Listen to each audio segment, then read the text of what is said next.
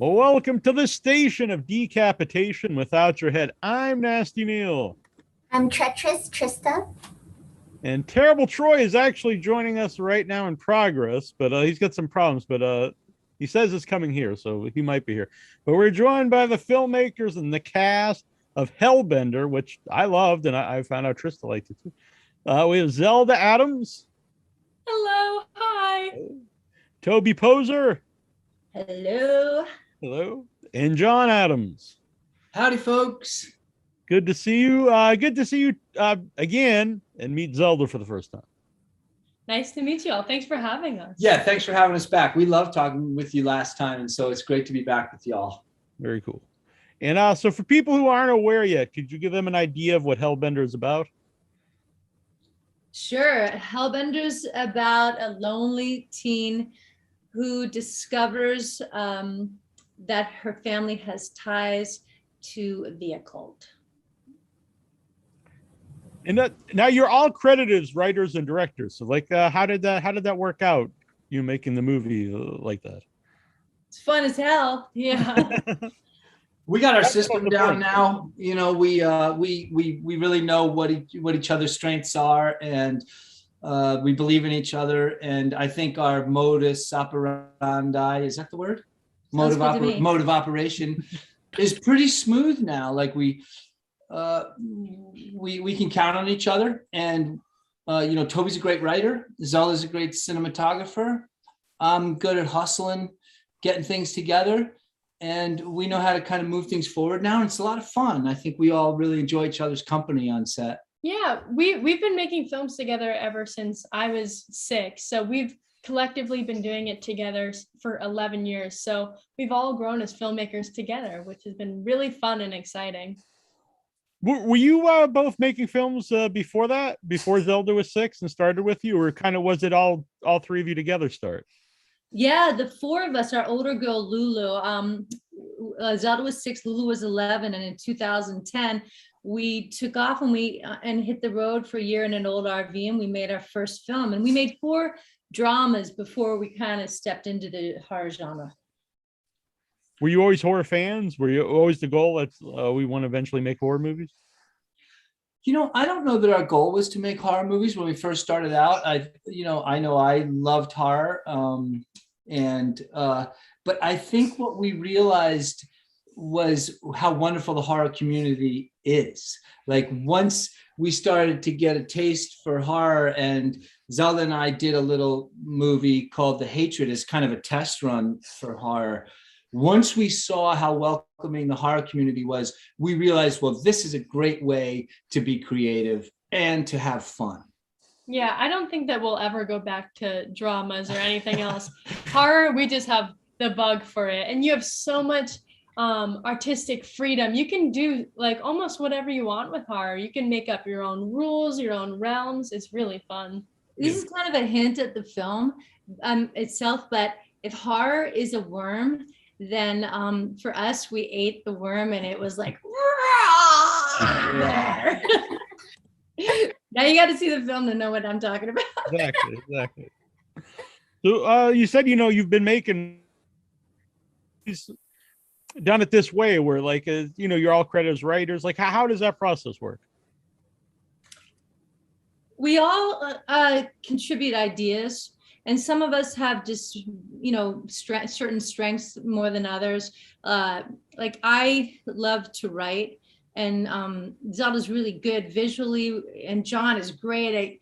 He's good at everything too, but he's really great at soundtracks. So we'll kind of come up with ideas, and then we just kind of riff on that. And maybe I'll put something down on paper, but it's usually just a jumping off point. We just get rolling and off. And if we don't nail it the first time around, we'll learn more. It's more like a rehearsal. And then we realize, oh, let's go back and we'll really nail it this time. Yeah. And a lot of times people wonder what happens if we have opposing point of views. And whenever that does happen, or like, we just end up shooting it 3 different ways if we have a disagreement over how something should go. And then in the editing process, we find out which way works best. The editing never lies. And I'll add that from the top, like we're always pitching each other story ideas. So like, even while The Deeper You Dig was doing the festival circuit and we were kind of out traveling to festivals and stuff like that, we were already pitching each other ideas, talking about different story ideas. So there's a lot of like, there's a big boiling down process until finally we all agree, like, this is a really solid idea. And that's what happened with Hellbender. Is that you playing the music in Hellbender? Yes, that's our band Hellbender, but it is. E's are spelled with sixes. Uh-huh. I noticed that it is a couple times in the movie, which I thought was nice. Yeah, we have. Well, what do you want to say? Anything about the band? We've been making music, pretty much all our life. Like, and we've always had different bands with different names. And in the past 2 years, our band has been called Hellbender because we just love that word. And then we were like, well, let's make a movie with the title Hellbender. So it's kind of funny because this movie was strictly made because we wanted to make a movie with the title Hellbender. And also, originally Zelda always played drums. So when she was 5, she started playing drums, and her and I had a duo together, and it was like a hard rock band, and she played drums, and it was really fun. We played a bunch of live shows. And as she grew up, though, she really became interested in singing. And that's why the band went from being called Kid California to Hellbender, because once Zelda started singing, it became really a new band with a new sound. And then Toby also started to be like, I want to sing too. And so we got Toby in there, and Toby's voice is amazing. So the two of them, and then our older daughter, Lulu, they just sound really terrific together. Their voices are super eerie. Can you listen to Hellbender online anywhere? Yeah, we're on Spotify, Apple Music, YouTube Music. And we even have some music videos released, and we definitely want to release the soundtrack from Hellbender as well. But yeah, you can find us on streaming. When we look up the band, we put the 6s in. Yes. Yeah. All right, and I'll link some up on the website too. Oh, thank you. Cool. Thank you very much. That's cool. I'm honestly interested in checking it out. Well, our first, this refers to your question. Our first video, what's it called? Black Sky, right? Yeah, Black Sky. Black Sky. Basically, we were in California. We shot this video to a song, and it very much is a summary of the movie Hellbender. And it was a great blueprint for what we were about to do over the next 2 years. That's pretty sweet. Yeah. Trista, do you have a question? I'm wondering what kind of research into witchcraft you did for the film. Yeah, I loved reading about Lilith and Eve and creation stories. And there was a lot of talk about how Adam comes from the word Adama, maybe in Hebrew, and it means red clay. And so we're thinking of how originally people thought that man was sort of coagulated menstrual blood. And I was like, oh my God, that's so cool. And then that led to things like, well, who would eat that? Who would eat babies? This is the train of thought. And it led to something called Lamia, a serpent goddess from Libya called Lamia. And then that led to the whole idea of the Ouroboros and cyclical nature and things consuming other things. And that especially was really kind of we hit gold with the Ouroboros, the snake eating its tail. And we thought, well, these hellbenders, what if we come up with our own mythology, our own entities, and that there'll be something very powerful, female in form, but desexualized. We kind of took men out of the picture, not because we don't like men, because I love one. But I love men, but we just wanted to take them out of the picture and talk about this matrilineal, line of really powerful, unforgiving creatures called hellbenders. Yeah, and it's I always think if a movie or story, if they take some stuff from like real mythology or real life, it adds some type of realism to the story. So you could tell like there is like an old, a presence there in the movie, but then you add your own mythology, and it's very interesting. It was fun. Who made The Crown? The Crown reminded me of like a dark version of The Crown from Where the Wild Things Are. Oh my God, that's so cool. What a great reference. And I never even thought about that. John made it. Yeah, I made the crown, and I made it early in the process. It was more of a let's see whether this works. It wasn't like we weren't sold on it. And it came out really fun. It was basically just I cut cardboard and then I melted wax all over it. And it took like a night of sitting around having a ton of fun. Then Toby looked at it in the morning. She was like, that's pretty badass. And it was really fun to do. And wow, what a cool reference, because Where the Wild Things Are was my favorite book as a kid. I made my mom read it to me every single night. So probably is where it came Just from. been right in there somewhere. Yeah. You still have the crown, I assume? Absolutely. It was funny. I came home from school and I saw it like lying on our dining table, and I was like, "What is this?" I threw something on our dining table. There's a lot of crazy things around our house. A lot of gruesome items. Yeah. Well, I approve. That sounds good.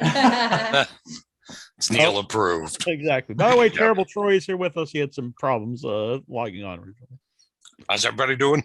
We're doing Hey. great. It's nice to see That's you what I like to tonight. hear. So last time we had you on, it was for Deeper You Dig. And at the time you guys were traveling around, were you filming this yet, or were you thinking about filming it? Yeah, this was a pandemic film.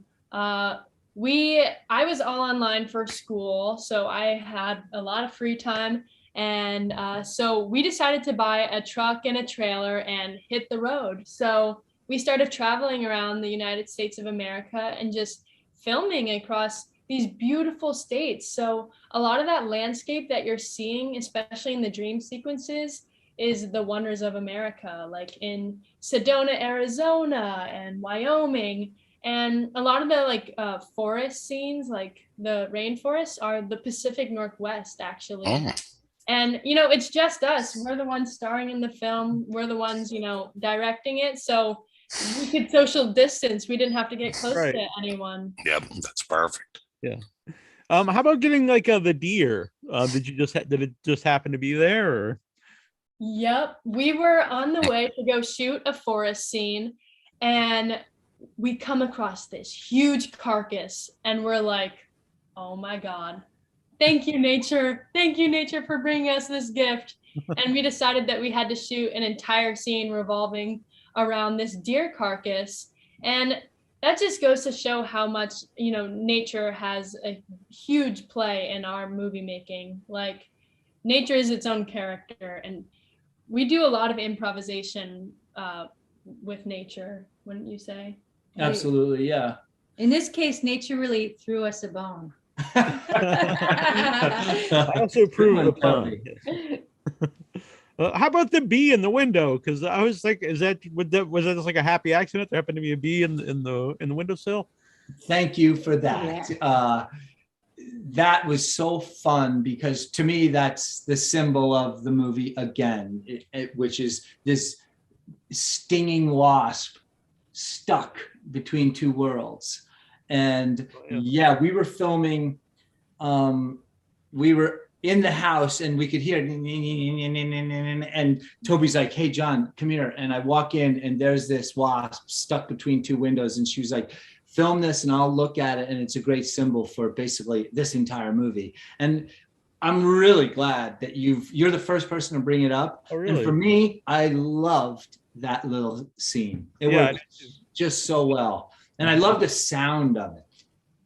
Yeah, I'm near the woods myself, so I have a lot of bees and wasps and stuff, so I'm familiar with it. But I did think, like, I put in my notes because I was like, I assume they didn't find a bee and put it in the windowsill. So.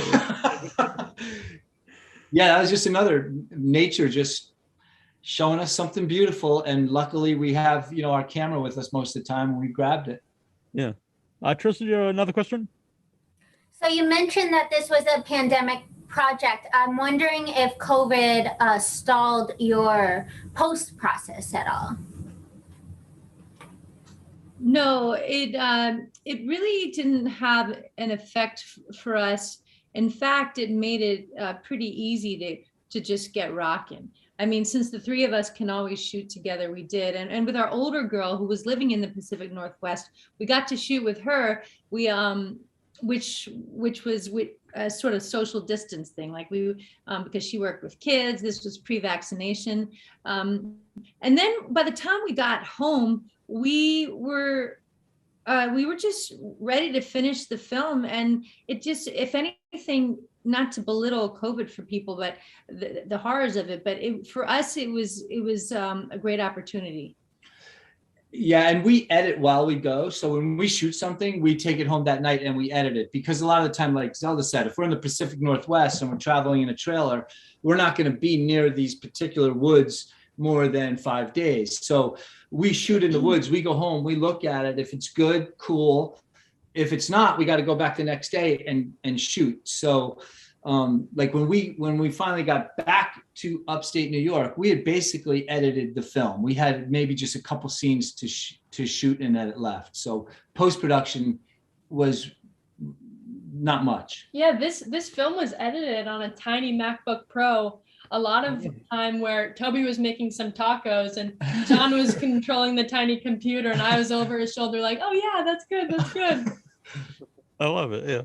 And you said, you made it during COVID, and there's kind of a topical, thing in the movie where it's like, you don't want to be your mother doesn't want you to be around people because you're sick. And then, it expands to even still kind of a COVID movie where she doesn't want you around people because it's dangerous. You're dangerous. Yeah.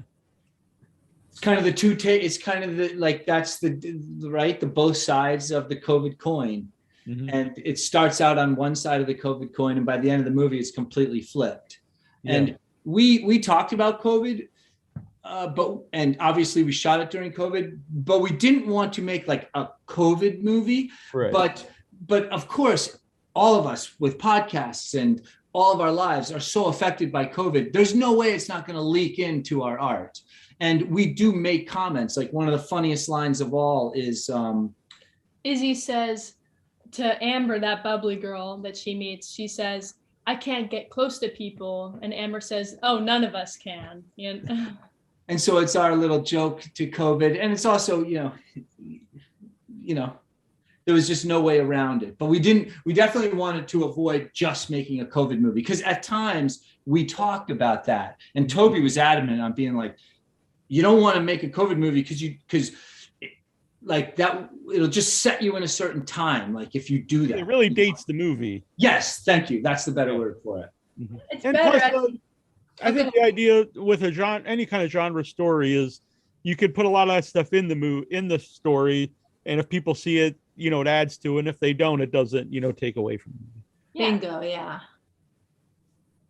I don't want to take your answer. I'm sorry. You said it better than I could. I like the AC/DC shirt, by the way. And do you have, is that who are some of your influences musically? Oh my God, we have so many. We're actually making a song right now with a lot of influence from AC/DC. But I think that, who would you say some of our biggest influences are? Well, she turned us on to, we listened a lot to. Courtney Barnett is a huge influence. We love her. But then we also love System of a Down and, Black Sabbath.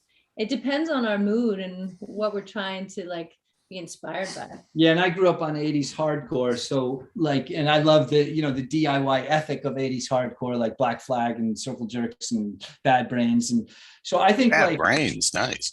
Yeah, I saw Bad Brains back in the day. I love Bad Brains, but I think what's fun about having hanging out with your 17-year-old now is that she's constantly bringing music that I think is kind of wonderful, and it's differently produced and it's coming from a different headspace. And she luckily has an open mind that she's into when I flip her a Bad Brain song, and it's like, all right, so it definitely comes across in our soundtrack and in our band. Yeah. Well, that's good, because usually people, once you get a certain age, any music that comes, after, you just like, oh, that's not, good. I only listen to what I grew up with. So I'm glad that you're giving stuff a chance. I love new I might be, guilty of sometimes. I'm gonna look this person up. Who was the name? I'm sorry, Courtney. Courtney Barnett. All right, I will look. Her lyrics are so ironic and so funny, and her delivery is if she just doesn't even want to be there, and it's genius. She sings about the most mundane things, but her songs are just exquisite. They really are. Yeah. To go back about not to stick on the COVID thing, but the idea of, you said the two different sides of the COVID take. And for your character, Zelda, you really have a big arc from how you play your character at the beginning to how you are at the end. And what's that like to play that arc in kind of the middle of the arc? Because I always think that would be the hardest part. You know, because you don't want to just play it from A and then to B. You have to play it in the middle too, if that makes sense. Oh, right. Yeah, of course. Well, we shot this movie in chronological order. So it was funny, like starting out in the beginning, we would tell myself, you know, you're just an innocent, you know, girl. You don't know anything about, you know, like your true identity. But in the middle, it would be like, all right, you're coming to terms a bit more with who you are as a Hellbender. And then by the end of the movie, it was like, okay, you're full force, you're full swing right now, you're extremely powerful. So it was really important to remind myself, especially like in the middle, let's just put in a little bit of spice right here, like not too much. Yeah.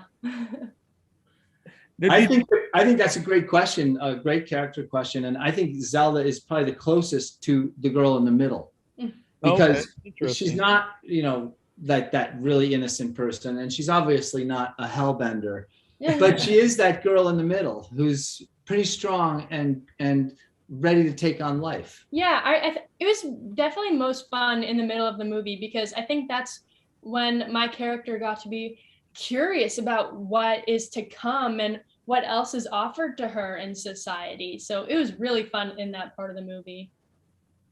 You guys both kind of answered this already, but what was it like to play, to be in a movie with, you know, mother and daughter, you know, to interact with each other on screen? It's fun. I mean, beside the fact that I love being Zelda's mom, and I learned so much from her. I mean, it sounds kind of cheesy, but it really is true. I mean, I love working opposite her, acting wise, because she's just so natural. I mean, she gives so much. So it's kind of a privilege, not only that I really am her mom, but actually, I mean, when we're in the moment of a scene, I'm like, oh my God, this kid, this person is just giving me so much to work with.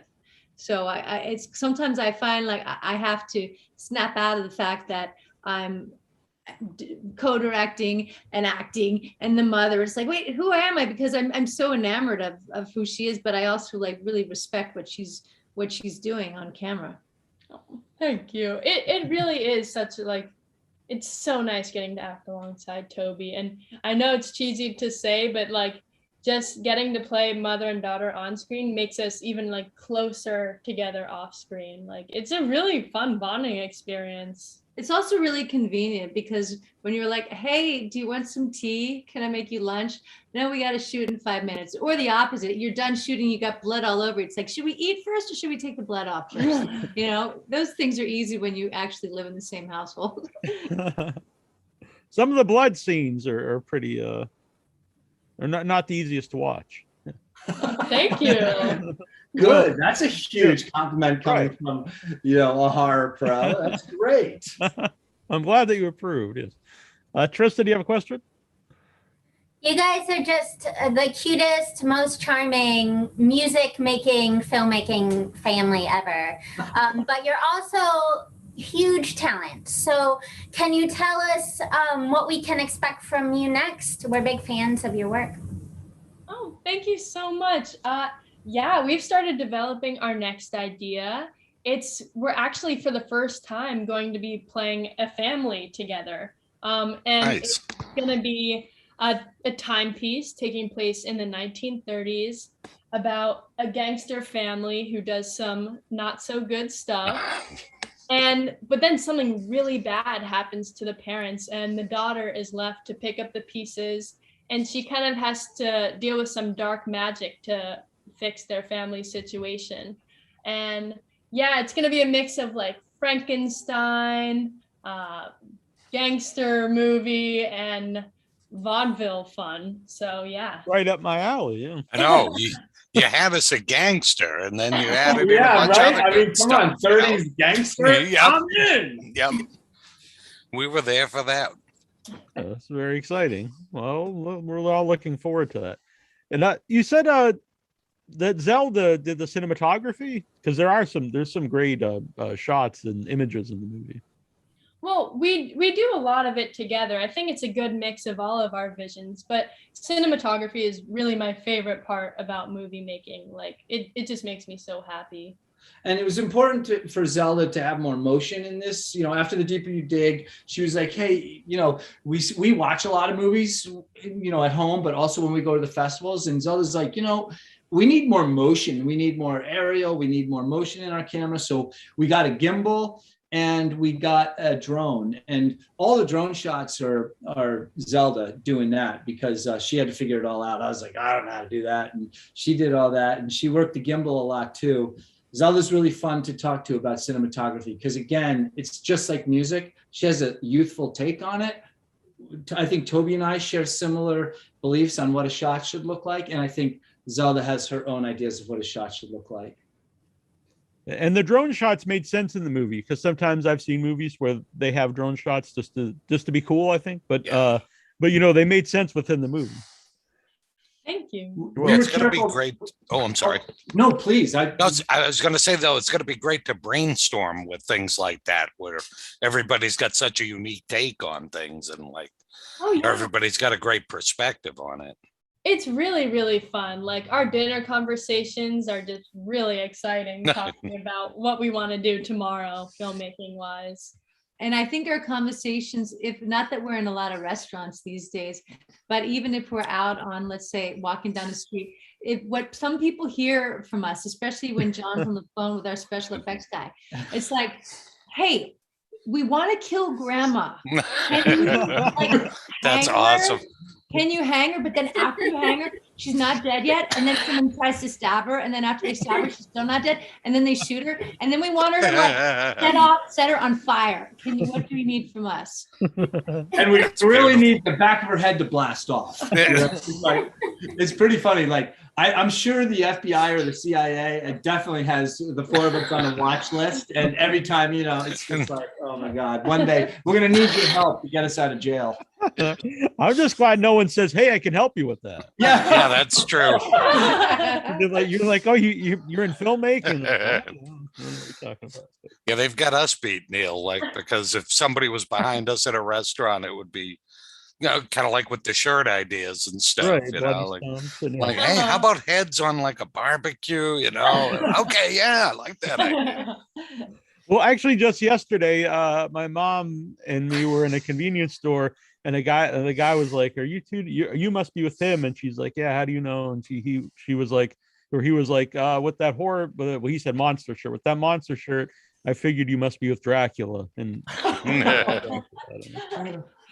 thought it was funny.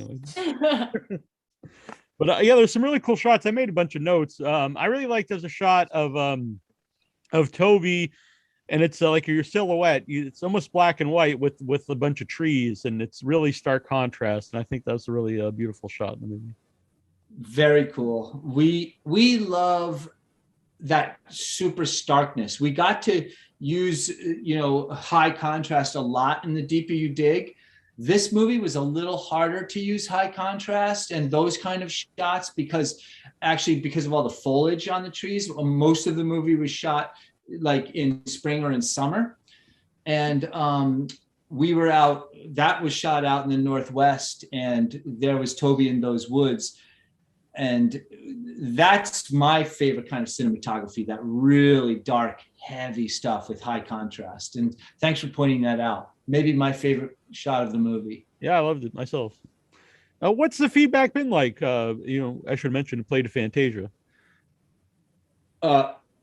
We're stunned at the beautiful reception, right? I mean, Yeah, I mean, first of all, just getting in, being able to have a world premiere at Fantasia was like winning the lottery.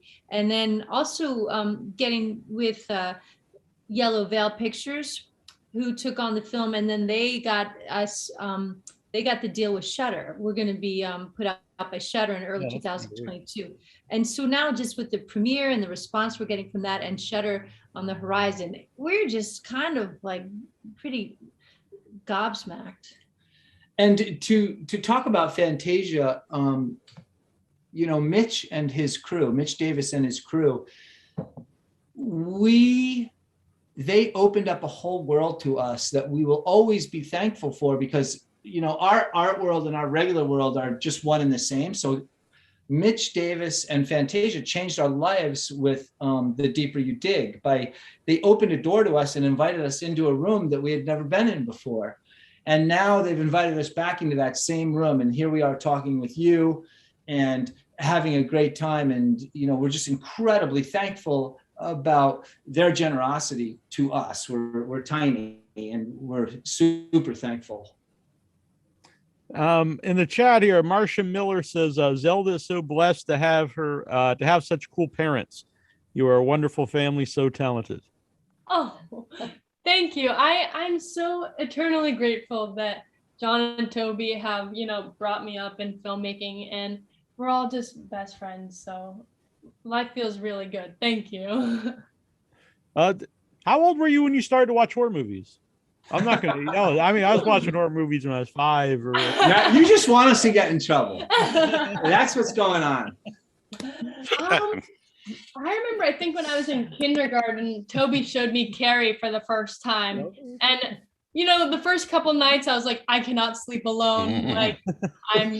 But after a while I was like, wait, this is kind of fun. Like, I kind of like being scared like that. So thank you, Toby, I guess. Maybe we're cool parents. I don't know if we're good parents.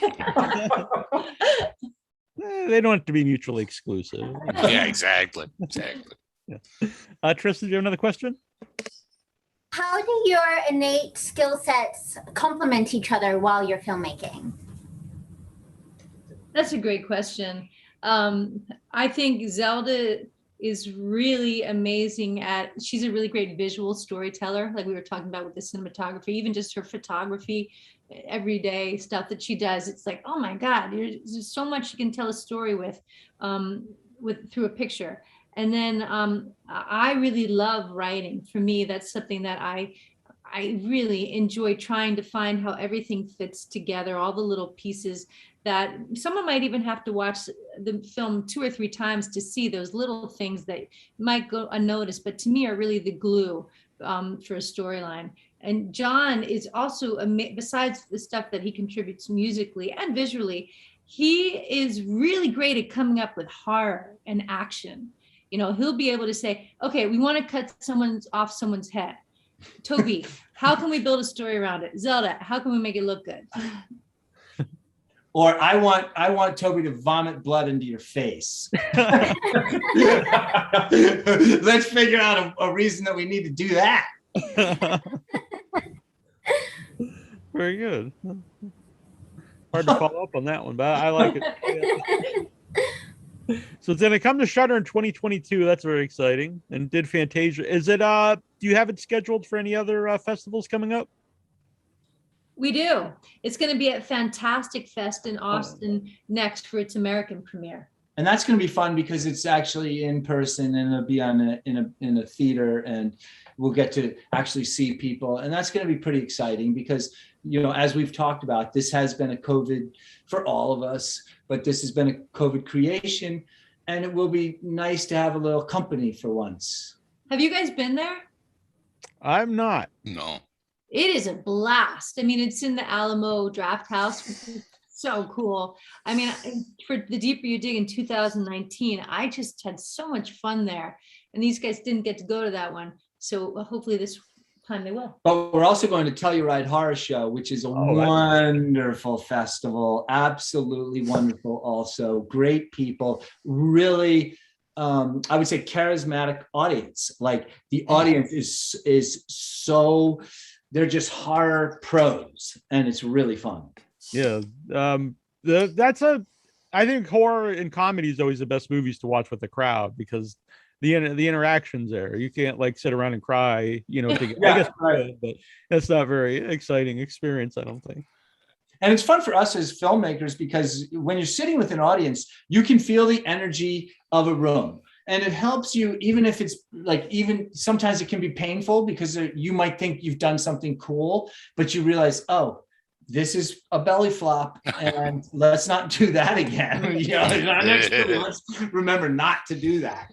And then sometimes you get caught off guard by something that the audience enjoys that you didn't realize they would enjoy. And so that's a positive learning experience. They're all positive learning experiences. Yeah, I've been to not to the Austin one, but I've been to festivals that are in the Alamo Draft House, and that is a great experience because you can get food and drinks delivered to you while you're watching the movie. Oh, that's always nice. And the trailers they show before the film start are so cool. I mean, those editors and the material they use, the vintage material, are just so much fun. Yeah, I went to one that was in Texas, but it wasn't that. It was South Texas Underground Film Festival, and that was good. It was very fun. Sounds fun. Yeah, definitely. You know, were you doing festivals before your movie runs? Did you ever go to them? You know, just to watch movies? We did regionally, yeah. Like here in the Catskill Mountains of upstate New York, where we live, we would go to some great regional ones like Big Eddie. Woodstock has great stuff, but I think it was really once our films started getting to festivals that we kind of discovered them, and then to realize all the people who go to them, you realize you're one of so many cinephiles, you know, which is really fun company to keep. Yeah, people who just love film. Are you near Hunter Mountain? Yes. Yeah. Okay, cool. Actually, yeah, I've been there. We shot something over near Hunter Mountain. The falls. Yeah, right. So yes, it's beautiful over there. It's very, very majestic. So yeah, Hunter's terrific. Yeah. I was carving Frankenstein's monster in a stone in Hunter Mountain, and it's still. I haven't been back for 6 years, so he's still there. I need to finish him at some point. Well, that's where Kevin Van Henrik is. Yes. Oh, okay. Someone brought up that it's ironic that I abandoned my Frankenstein monster because that's what happened, you know, to the actual monster. And I hope to get back. You're like Dr. Frank. Right. Now, you bastard. Frankenstein. Right. I remember dark stories that he was telling us about the falls. That a lot of people, I should bring it up, but a lot of people fall off those falls like every summer. Oh, no. Yeah, they're pretty. Yes, they do, because they're serious over there. I was also bit by a spider in Hunter Mountain. That was not a good time. Well, try to climb a wall afterwards.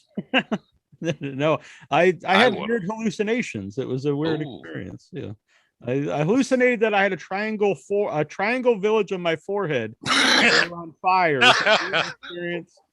Annabelle, my friend, thought it was hilarious, and she laughed. I think it's pretty funny too. I think it's pretty funny too, and it was free. That's very true. I used to pay $10 for that. We're not free. Exactly. But we don't condone such behavior here on the show. Yes, neither do I. Right. No, we've been doing the decade of decapitation on the show, our favorite horror movies of the 2010s. Do you have any favorite horror movies of the last decade?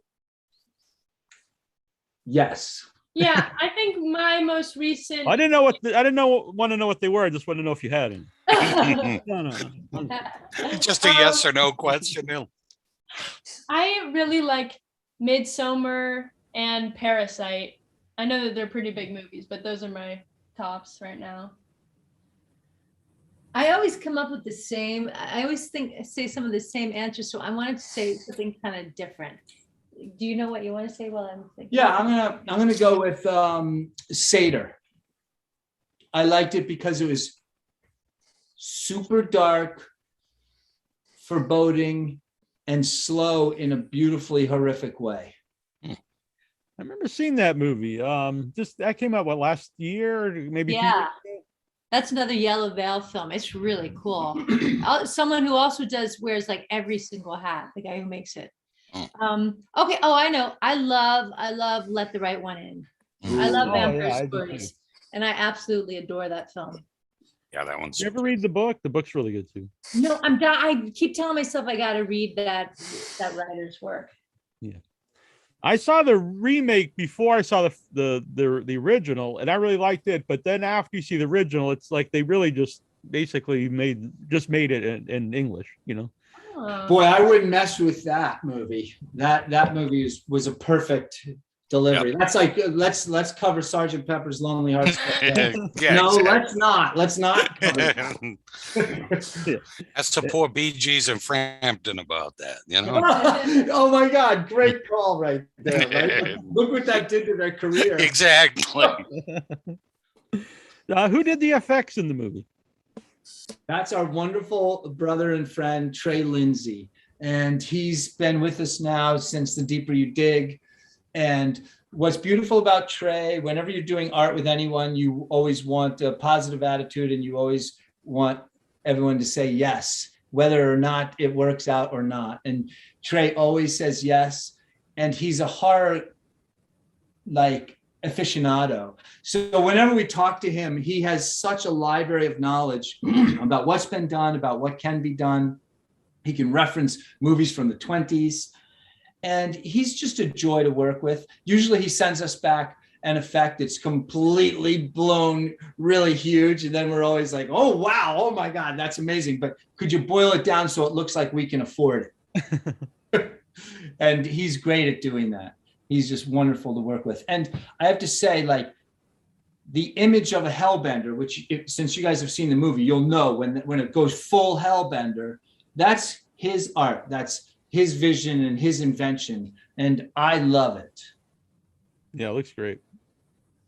Even honestly, just as soon as the movie opens, the opening scene hooked me right away. I was looking forward to watching anyway because I really liked your last movie and I like you guys, but the opening scene, I was like, oh wow, this is very exciting. Yeah.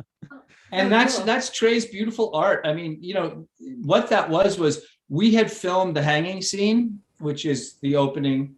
Yeah. And the actress who was in it was still covered in blood and and so we were like, let me just grab some B-rolls of you just because you look so wonderful, really. And I shot above her with the camera and sent it to Trey and was like, hey, do you think you can do anything with us with this? And 2 days later comes the opening sequence that you're talking about. And we were just like, whoa, that is so fun.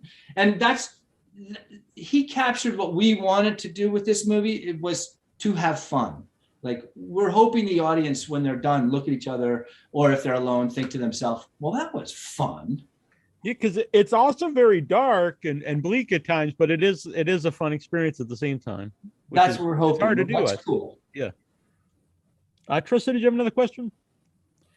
Any big lessons that you guys learned from making this film? That's always a great question. I know we always learn something and try to evolve between each of our films. I think if there's anything I learned, it is, does anyone else know? Because I don't know. Well, I know one very important lesson that is going to cost us $2,000 is a vomited blood and a 5D camera do not mix well. So there's one lesson because we destroyed our camera in that scene. But it was worth the shot. It was so worth the shot. Creatively, that is a really great question. We're learning right now. Well, go ahead. It looks like you got something. I mean, it's something that we always want to work at is finding the right pacing for our films. And in some of the reviews that we've gotten so far, one thing some of them share in saying is that they thought the pacing faltered a little in the middle of the film. And so that's something that I think we always are trying to learn how to do better. Yeah. With The Deeper You Dig, what we learned from doing the festivals and from press was that people wanted to see more character development. And so we applied that to Hellbender. We really developed the mother and the daughter relationship as much as we could. And I think we felt as movie makers that The Deeper You Dig is super heavy and dark. And we did want to inject some fun into our next one. So the stakes are higher. If you're having fun and you really kind of love the characters and you feel like, oh, I like these people, well, the stakes suddenly become a lot bigger if they're going to get destroyed. So Your question is so good because I think we're in the process of learning now, you know, by having interviews with you, by reading press, by going to the festivals about, okay, what did we do well and what did we not succeed at? Along those lines. So you said, you know, like at festivals, it's cinephiles. Do you find that an audience at a festival takes to a movie has a different opinion on a movie than like the Shudder audience or you know audiences that don't go to festivals? I don't know if it's, you know, if you could ever please everybody, but Yeah, you can't please everybody. I think the Shudder audience is very much a festival audience. That's why we're very happy to be on Shudder.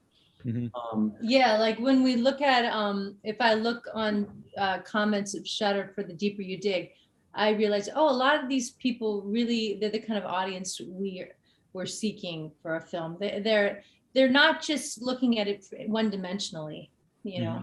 I think sometimes though people go into our movie thinking it's going to be like a slasher or something like that, and that's not what it is, and then they'll be like, this movie was stupid, waste of 2 hours, and it's like, okay, ow.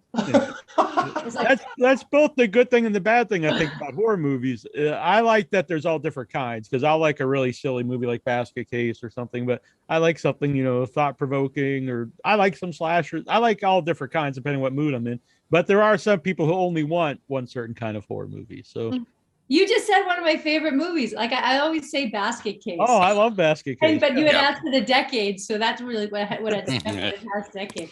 I love Basket Case. And interestingly enough, when I mentioned carving the stone, my teacher is Kevin Van Hentenryck, who is the star of Basket Case. Oh my God! Yes, so Kevin Van Hentenryck. Yeah, he lives in Hunter, and every summer, which I don't know if they're doing this year, but every summer he does a free week of stone carving lessons. And so we had him on the show and found that out and went out and I learned the ancient art of stone carving. And I think the only thing you have to bring is what, like a respirator? Or yeah, just a mask and goggles or something. And they have all the tools. Yeah.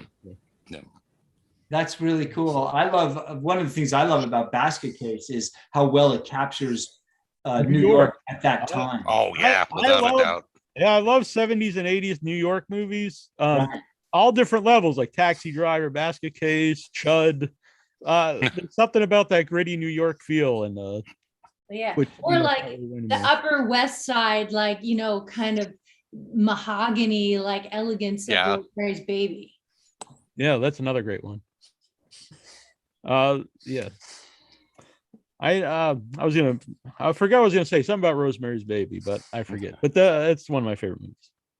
Well, you know, again, no, what I was gonna say though, the difference, like I like Basket Case and Rosemary's Baby almost on the same level, but they're completely different movies. I can't really say Basket Case is as good as Rosemary's Baby, but I enjoy them both about equally. This refers to kind of what you had just said as a response to what Zelda just said, which is also maybe more of an answer to a question that was asked before, which is, I think as people who love making horror movies and love watching horror movies, is we would like to, you know, add some slasher and some body horror and some folk horror. Not that we're trying to like cover all the bases, but they're all super interesting. Do you know what I mean? And they're all super fun. So ultimately, like we don't want to just make like, oh, let's just make intellectual horror for a certain crowd. Like, and that's something that we set out with in Hellbender, was like, we wanted to have some good blood and gore. And so we're super thankful when opening up today's podcast, you say, hey, that was some great blood, because we set out hoping to have some great blood, you know, and we want to kind of like, combine different types of horror, as long as it's fun and it's organic. Right. Don't force it in there, but if it flows with it, then go for it. Exactly. And so we're excited to try to do that with our next movie, which is to have, you know, a little of that. I mean, you know, that drama. We're very interested in body horror and how to capture really good, gruesome body horror. Like that's going to be really difficult because you cannot do, well, I don't know, but I don't think you can do great body horror digitally. I think we're really going to have to film it. So that's going to be an exciting thing for us. By the way, I believe I just thought about this. I believe Belial is on my hat. Yes, he's over. Oh, Yeah. Oh yeah, that's true. Sorry to interrupt you. No, Belial actually, popped into my head. Great cameo. It's also a great segue because that is real. That's not a digital effect. They made Yeah. that monster and they filmed it, and it's wonderful. And it's I still love it. wonderful 40 years or what is it, 50 years later. It's still wonderful. Mhm. Yeah. What do you have some favorite body horror movies? Well, we loved Raw. I mean, Zelda and I we were in New York City and we were like, hey, we got some time to kill. Let's just go into these art houses. It's my favorite thing to do is go into one of the small little art houses, and whatever is playing next, I would see. And Zelda was with me this day, and we're like, let's go see it. We don't know what this movie Raw is. It's in French. Let's go in. And we were blown away. one of my favorite movies, and actually it inspired one of the scenes in Hellbender, the one where I'm chowing down On a finger. Yeah. Yes, I remember the scene. It's very- I think my favorite body horror is, it's not a horror movie, but it's fantastic body horror, is a movie called Proposition, written by Nick Cave. Have you guys seen that? I don't think I've seen that. So it has some exceptionally gruesome violence in it. It's done very, very well. Interesting. Yeah, well, we'll check that out. Kind of what you're saying though about going into a movie not knowing anything about it. That is why I like a big thing about festivals is most of the time you don't know too much about the movie, and you'll just sit there, especially if you're there in person, and they'll just play one after each other, and whatever they are, you're going to be watching. And if you don't know about a movie, I think it's the best way to enjoy it. I Yeah. agree. Especially now when trailers show you 90% of the movie. Yeah. Yep. Yeah, and the dangerous thing about a trailer, and we've been talking about this as we had our trailer made, is you don't want to missell it. Mhm. Because if you have like an intellectual, or I don't know, you have to be careful about how you sell your movie in a trailer, because if everyone thinks it's a slasher, for example, and they go like, oh, I can't wait, it's gonna be a great slasher, and then it's this thoughtful drama piece, it's they hate it, and you just can't blame them. And You also get people angry right away. Yeah, Exactly. and the people that might have enjoyed it probably aren't going to go see it because of the trailer. Yeah. Yep. So we were lucky. We had that conversation with Yellow Veil and about making our trailer, and the trailer that we got, though it's not released yet, we think really is honest about what the movie is. And that was very important to us. That's a really good point, which I've seen lots of times, doing the show, especially from festivals. I'll see a movie at a festival and I'll really like it. And then when it does get released by, whoever, like you said, they'll misrepresent it. They'll put it out as like a monster movie or something. And I'm like, well, there is a monster in it, but it's like you said, a slow, thoughtful movie. And so I think the audience that wants to see, that would like it aren't going to watch it. And then the audience that like it from the picture or the trailer, they're not going to like the movie. So you're turning off both audiences and not really helping. The same thing can happen with posters. It didn't happen with us, thankfully, but we've had friends who have, they'll get their movie bought, and then the company that bought it will put out a new poster, and I feel bad because and they know it too. It totally misrepresents what it is, and it can be difficult. Yeah, that always makes me sad because I'll see a lot of really cool original posters with they'll be hand painted or something. And I was just like, these are great. And then when they're released, it'll be very typical poster, a lot of blue and orange, Just a real generic thing. Yeah. A lot of skulls on it. Which is cool and all. I mean, I've got skulls on my shirt. Hey, skulls are great, but your movie's got to be filled with skulls. If you're right. There's no skulls. Yeah, it's no false advertising there. Where's all the skulls? Huh? Screw this movie. Do you guys have social media for you? I know you do, but do you have a particular one that you would like people to follow? Yeah, we're on Instagram at Adams_family_films. That's where we post the most. Is it Adams dot? I think it's Adams.family.films. Adams.family.films. I just corrected a teenager on social media, which makes me pretty cool. Our website is wonderwheelproductions.com, and you can kind of access all of our films and know what platforms they're on there as well. And you can see music videos there and access Spotify, which has Hellbender, the band, but with 6s for E's. Oh, okay. Was there a reason? Go on, sorry. Oh, no, please. Was there a reason you didn't go with the 6s in the movie, just because maybe it would be harder to find? That's a great question. And there is a reason. And it's because when you type in Hellbender, you have to change the keyboard thing to get the 6s. Right. And, people early on were like, oh, I love that, but it's hard to search. Because if you're on your phone, you have to type H, and then you have to go to a different keyboard, get the 6, then go back to a keyboard. So I know that sounds really silly, but no, it makes sense. I remember when Redbox was real popular, they did it alphabetically, so people would try to tell them to put like A in front of the name, and so I was telling people just put out a horror movie called Aardvark, because then you'd have 2 A's. But we kept our band as Hellbender with the 6s, which is cool because it's separated from the movie, and they are 2 different entities, so they don't kind of cross, but it's obvious that they do cross. Very cool. Was it all your music in the movie? Yes. Well, I'm very interested because I really liked it in the movie, so I'm interested in checking it out. Well, cool. On Spotify and all those, what there is we're waiting to release a bunch of the music that's actually in the movie, because with the Shudder deal, there's some timing kind of issues about that kind of thing. But up there right now are a lot of the songs that didn't make the movie that were written for the movie. So that's pretty fun. Yeah. Trista, do you have another question? I'm always interested in what scares horror creators. So do you guys have any fears or phobias you feel comfortable sharing?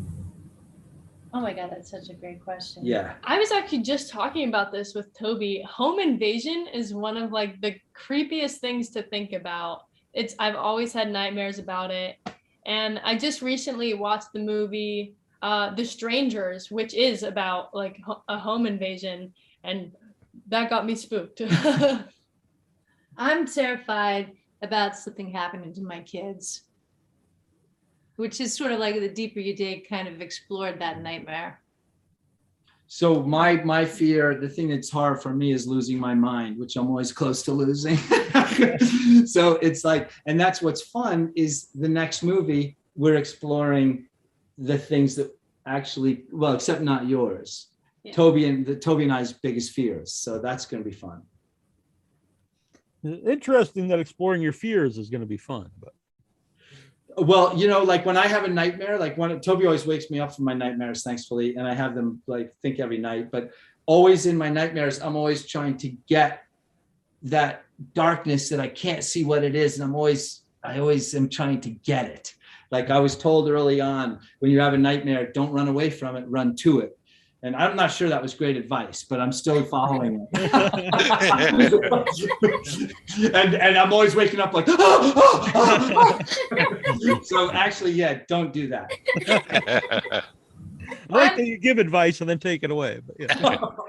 I'm afraid of alligators. I think if I were going to something physical, like alligators kind of scare the crap out of me. All right. Keep How about you guys? What are you afraid of? Trista, what are you afraid of? We'll go to Trista. I have a fear of going blind. Ooh.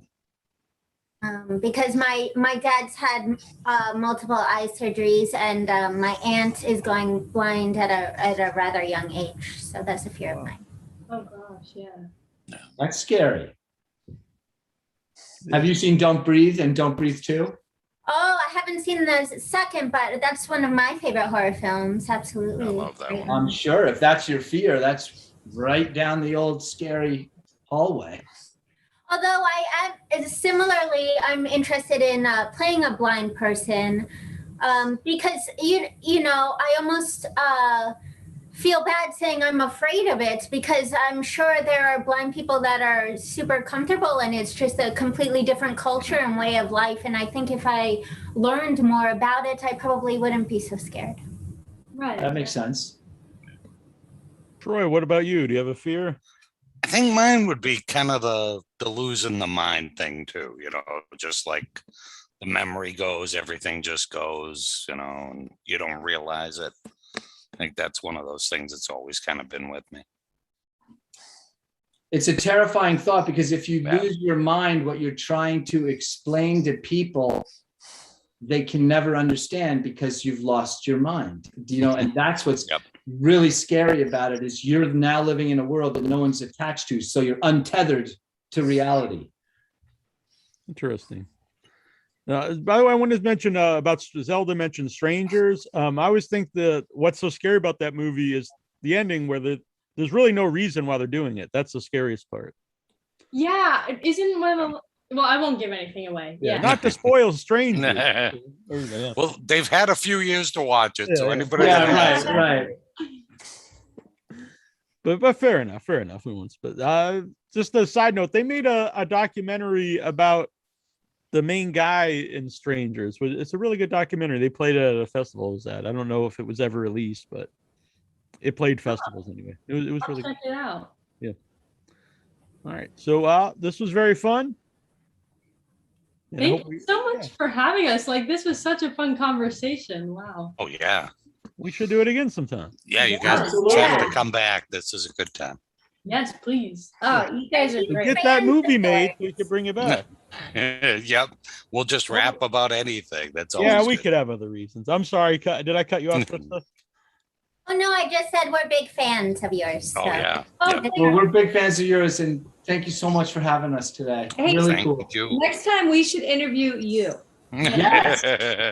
I'm not that interesting, but Yeah, we're pretty dull. about Well, that. maybe you'd have to talk to Trista. Neal and I are kind of dull. Doubt it. I was saying earlier to Trista that I loved her in Echoes of Fear. And Oh, so yeah. Trista So good. is a wonderful. I could tell that it would be fun to know what goes on behind your amazing eyes and whole thing you got going on. Nice. Well, that's just the loveliest ever. Thank you very much. You're welcome.